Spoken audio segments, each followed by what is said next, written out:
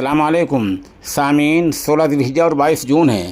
خبر کا عنوان ہے خانہ کعبے کی چابی کے محافظ کا انتقال، انا للہ و انا الیہ راجعون۔ خبر کے لیے تقریباً 4 گھنٹے پہلے جناب قاری مشکور احمد رشید قاسمی نے توجہ دلائی تھی۔ بعد میں دوحہ قطر کی وزارت کے سابق امام جناب مولانا محمد سلمان مظفر نگری نے باضابطہ اس کی تصدیق کی ہے اور ایک تحریر ہمیں ارسال کی ہے۔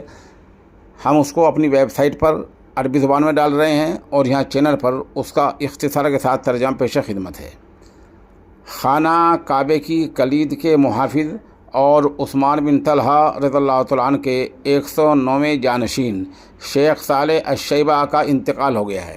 یہ انتقال کل ہوا تھا اور آج نماز فجر کے بعد مسجد حرام میں جنازے کی نماز ادا کی گئی ہے۔ تدفین آپ کی مکہ معظمہ کے المعلیٰ قبرستان میں ہوئی ہے۔ سامعین سے مرحوم کی مغفرت، درجات کی بلندی کی دعا کی درخواست کی جاتی ہے۔